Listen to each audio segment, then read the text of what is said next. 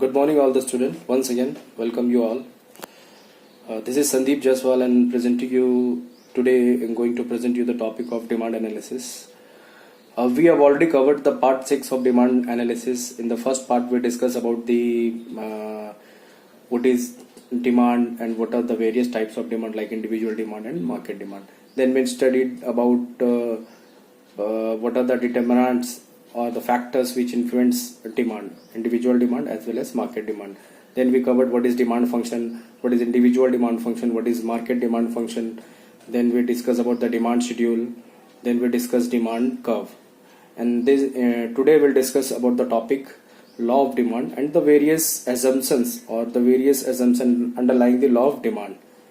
Then we'll discuss about the various reasons of law of demand, why demand is basically changes with the change in price. So we'll discuss today in this topic. So let us see in the screen. So this is the meaning of law of demand.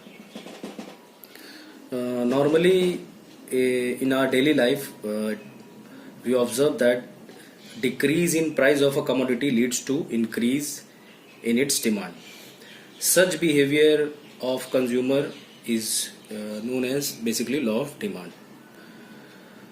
It is basically a general tendency of consumer behavior in demanding of a commodity in relation to the change in its price. The law of demand expresses the nature of functional relationship between two variables of the demand, the price and the quantity demanded. So let us see in the screen. This is law of demand states that the inverse relationship between price and quantity demanded, keeping other factors constant, which is most important point, that keeping other factor constant. Why other factors should be constant? Because unless we don't keep the other factor constant, we cannot measure or we cannot calculate the effect of price on the quantity demanded. So that is why we have to keep constant other factor, and then if we increase the price or decrease the price, the substituent effect on quantity demanded will occur and we can measure it. So normally just let us see in the screen. So basically if we keep other factor constant, then in that case if we increase the price of a commodity, the quantity demanded of the commodity will decrease and vice versa.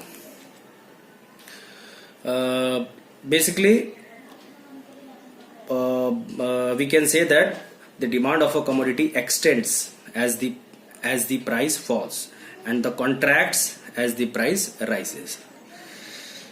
It is also known as first law of purchase. This is also known as first law of purchase, which is there in the mind of consumer. So let us discuss what are the assumptions of law of demand.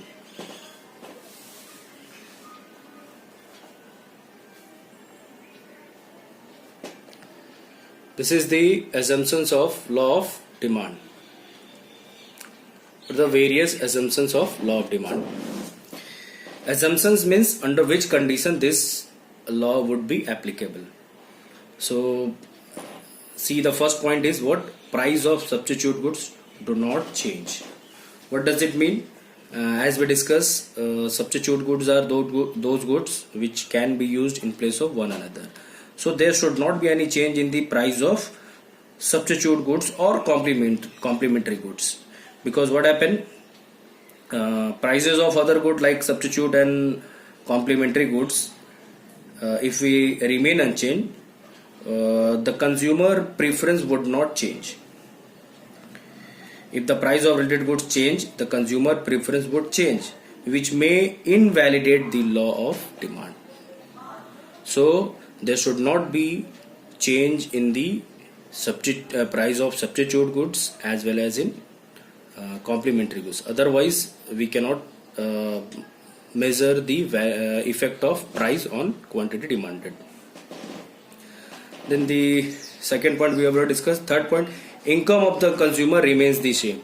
There should not be any change in the income of the consumer, because the consumer income or the level of buyer's income changes, he may buy more even at higher prices. So that also invalidate the law of demand. So there should not be any change in the consumer's income. Basically, the consumer's income is basically disposable income, which is there after after paying the direct taxes. Next, there is no expectation of change in price in the future. There should not be any change in the price of the price of any commodity in the future. If we expect that there should be some changes after 1 week or after 1 month, then definitely, suppose we expect the price would increase, then what happen in that case? The consumer will purchase. They will not wait for the future. They will purchase at current level. So the demand increases because of the expectation of change in price.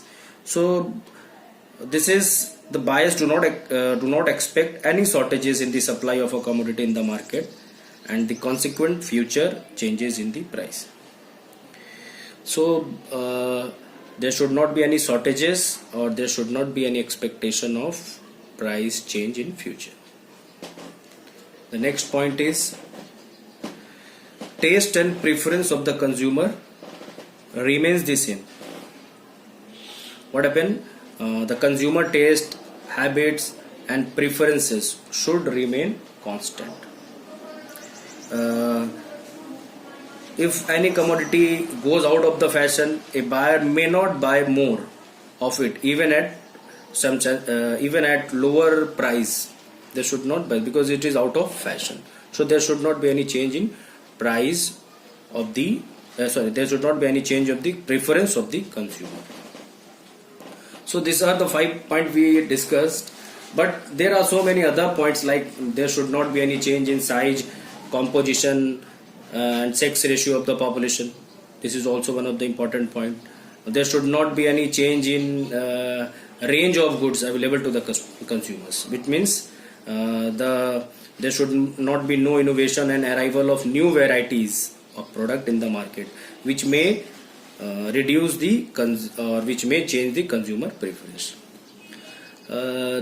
We can have other points like there should not be change in distribution of income and wealth of the community, because what happen, if the gap between rich and poor would be high, then obviously the demand will go even at lower prices. There should not be any change in the government policy. There should not be any change in the weather condition. So these all are the factors which influence demand of a commodity. So we have to keep all the factor constant, and when by keeping all the factor, if we increase the price, then definitely there will be decrease in demand, and vice versa. So this is all about law of demand and various assumptions of law of demand. I've shown only 5 points which is there in individual demand, but you can include all the points which we have discussed in market demand. So these are all the points of assumptions of law of demand. I hope you people would have understood it clearly, and definitely if the question comes from this topic, you will be able to write clearly. Thank you very much.